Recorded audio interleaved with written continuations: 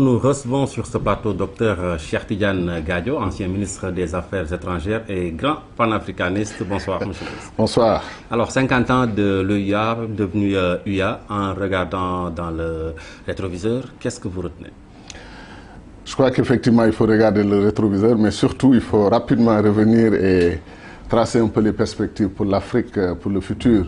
Le bilan est mitigé, pour dire les choses honnêtement. Le bilan est mitigé dans la mesure où un des objectifs fondamentaux a été atteint, terminer la décolonisation du continent et mettre fin à l'apartheid. Mais outre cela, tous les autres objectifs sont sur la table. Réussir le développement du continent, c'est encore un objectif à atteindre. Réussir la coopération entre États, c'est un objectif à atteindre. Coopération dans le sens de l'intégration régionale et peut-être continentale. Mais de façon plus problématique, c'est réussir la paix et la sécurité et l'unité du continent, c'est-à-dire les États-Unis d'Afrique. Honnêtement, je crois qu'on est très loin du compte sur ces questions-là. Et je pense qu'il faut redresser la barre, réorienter l'Union africaine, vraiment et la mettre sur les rails de l'objectif des États-Unis d'Afrique. Pour moi, c'est cela qui peut régler nos problèmes fondamentalement. Je peux argumenter mon point de vue. Et je pense que le triomphe des Senghor et des autres sur Nkrumah nous a coûté très cher. D'accord. On va revenir sur cette question de l'unité. Il y a 50 ans, il y avait beaucoup d'espoir et puis beaucoup de déceptions aujourd'hui. Comment on peut expliquer ces échecs? Je pense qu'il y a énormément de raisons qui peuvent jouer. L'Afrique, c'est le continent des ressources naturelles, un tiers des réserves naturelles du monde. C'est le continent de toutes les opportunités avec quasiment 1 milliard d'habitants aujourd'hui et des forces vives extraordinaires, une jeunesse vibrante, plus de 50% de la population. Si vous mettez tout cela ensemble, l'Afrique devient le continent aussi des grandes convoitises, n'est-ce pas? Grandes opportunités d'une part, grandes convoitises d'autre part.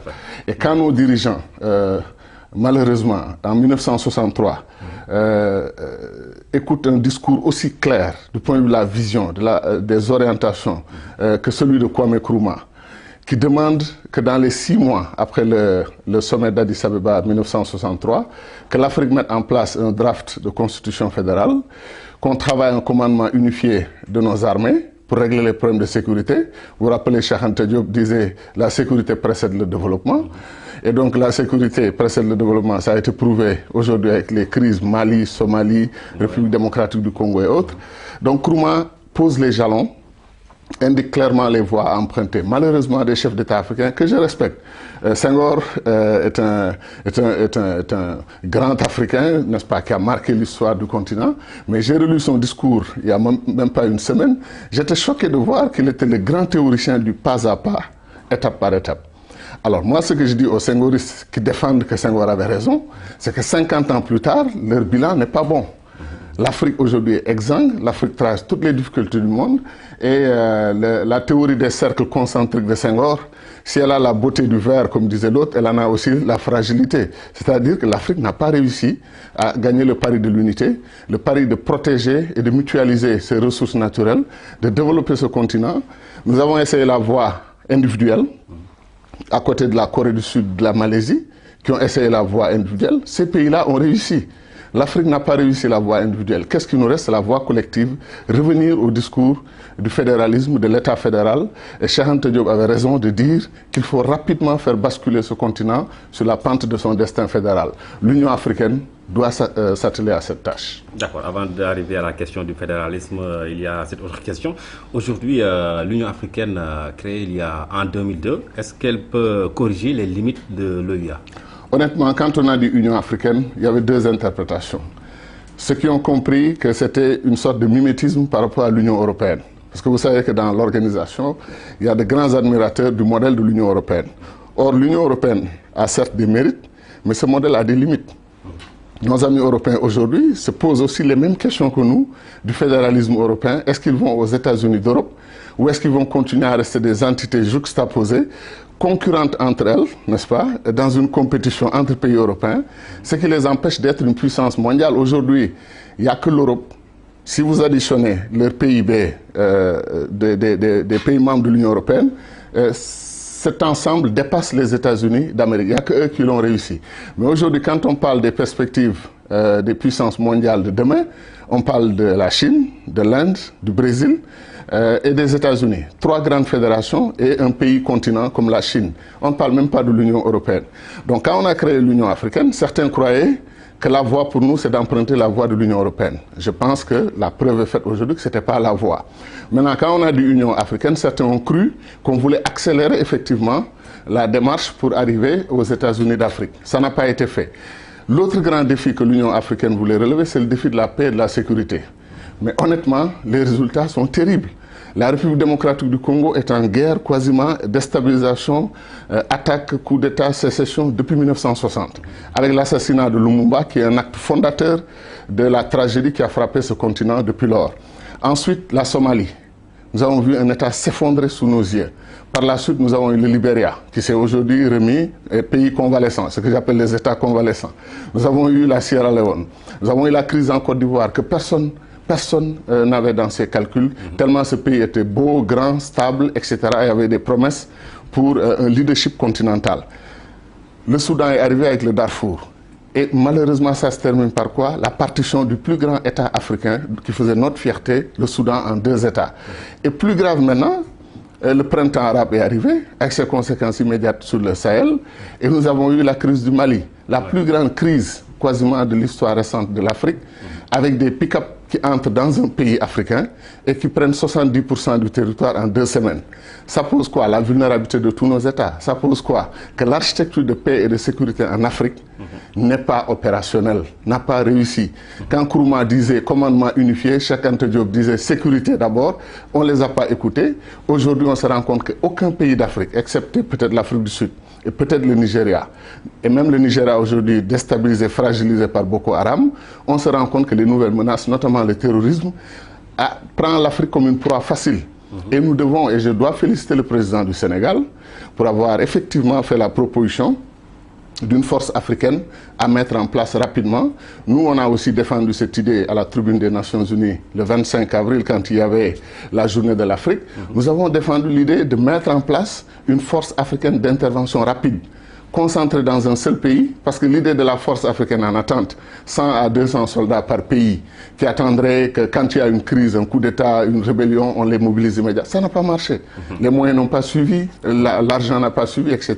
Donc l'Afrique a besoin de réfléchir et de mettre en place une stratégie de défense du continent, de sécurisation de nos États. Mais plus loin, il faut qu'on pousse l'intégration, ces frontières artificielles, qu'on les laisse tomber. Que les citoyens africains puissent se déplacer partout dans le continent, qu'ils soient chez eux, un des plus beaux continents du monde, n'est-ce pas? Nous avons tout pour réussir en Afrique et on ne comprend pas pourquoi effectivement on n'avance pas. Là, on a l'impression que c'est carrément une nouvelle réorientation que vous préconisez. Carrément, en fait, vous savez, au Sénégal, on aime bien ce mot, le mot rupture. C'est le temps de la rupture essentielle. Si l'Afrique veut répéter les mêmes choses, dans 50 ans, on fera encore un bilan mitigé, un bilan non pas d'échec total, mais un bilan du fait qu'on a réussi peut-être dans tel ou tel secteur. Mais il est difficile, et ça fait mal au cœur, de savoir que le potentiel qu'il y a en Afrique aujourd'hui fait de nous effectivement un continent qui peut renaître, qui peut renouer avec la croissance économique. Une puissance qui dort peut-être? Une puissance qui dort, mais qui continue de dormir, parce que précisément les politiques choisies ne sont pas les bonnes.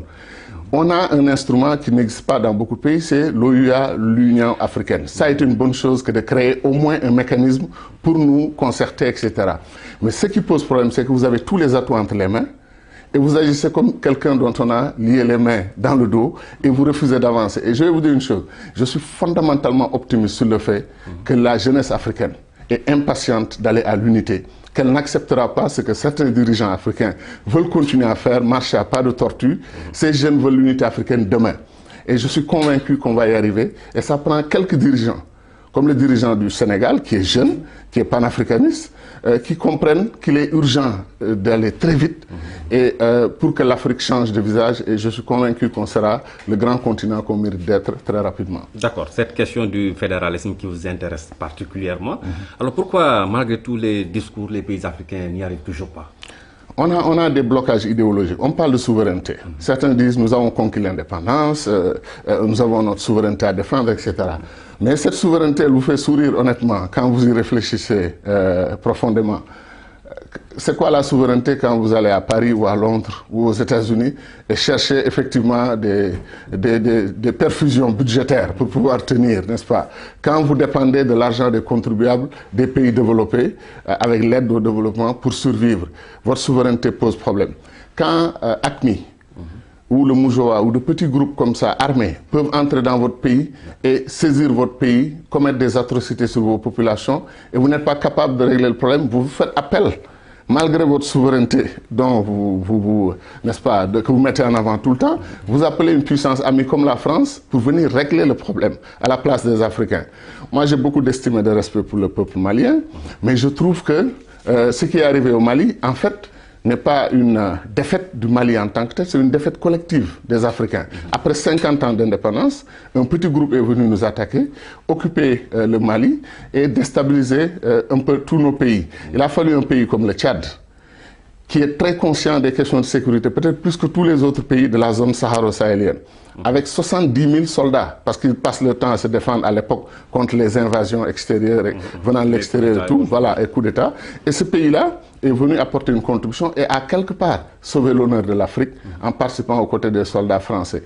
La CEDEAO a fait du bon travail, mais honnêtement, on aurait dû comprendre dès le départ que cette crise est une crise africaine, qui met en cause beaucoup de communautés régionales et qu'on ne peut pas trouver une solution définitive à cette crise au Mali sans impliquer l'Algérie, la Mauritanie, le Maroc, la Tunisie, la Libye. La Libye, il faut qu'on règle le problème de la Libye. Et nos amis occidentaux qui sont allés là-bas pour enlever Kadhafi, comme disait l'autre, sans service après-vente, ils nous ont créé un gros problème et ils sont partis. Ça aussi, c'est un problème qu'il faut poser. Et globalement, vraiment, il est urgent qu'on aille à l'État fédéral. Parce que ce qu'on a essayé jusque-là n'a pas marché.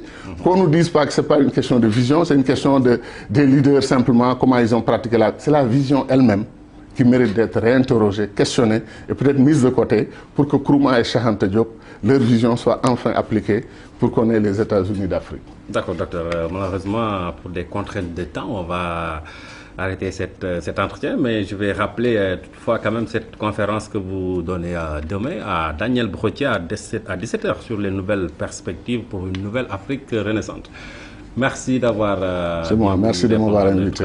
Invitation. Et merci puis beaucoup. Bonne continuation pour ce sujet qui vous passionne. Et bonne chance pour l'Afrique unie. Voilà, merci docteur.